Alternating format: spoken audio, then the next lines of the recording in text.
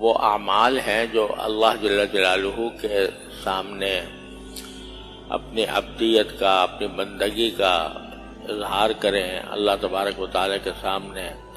عجز و نیاز کا مظاہرہ کریں، جیسے نماز میں ہوتا ہے، جیسے روزے میں ہوتا ہے، زکوٰۃ اور حج میں ہوتا ہے۔ تو اصل عبادتیں تو یہ ہیں،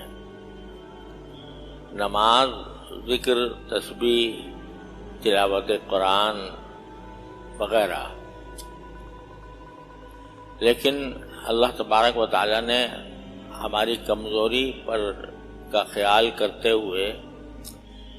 ہمیں اپنی دنیاوی ضروریات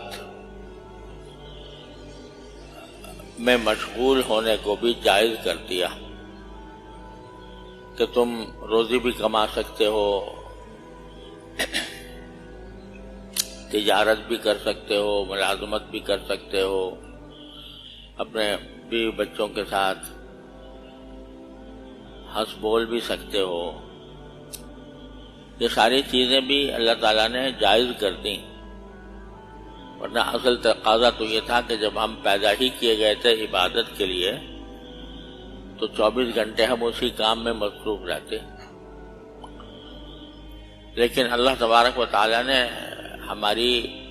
حاجتوں کو پورا کرنے کے لیے بہت سے کاموں کی اجازت بھی دے دی، اور اجازت بھی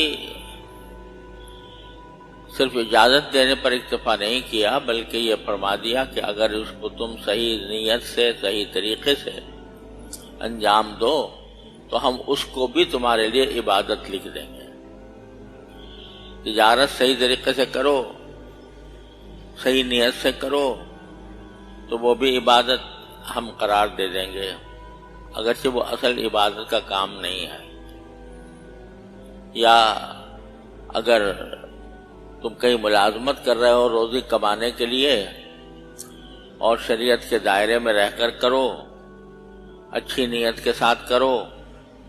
تو اس کو بھی عبادت قرار دے دیں گے، اگرچہ وہ اصل میں عبادت نہیں ہے۔ اللہ تعالیٰ نے اتنی بڑی چھوٹ دے دی مسلمان کو کہ تم پیدا تو کیے گئے تھے عبادت کے لیے، لیکن تمہاری جو اپنی ذاتی ضروریات ہیں ان کو پورا کرنے کے لیے بھی ہم نے تمہیں نہ صرف یہ کہ ان کاموں کی اجازت دے دی ہے بلکہ ان کو بھی عبادت شمار کر لیا۔ یہ اللہ تعالیٰ کا اتنا بڑا کرم ہے کہ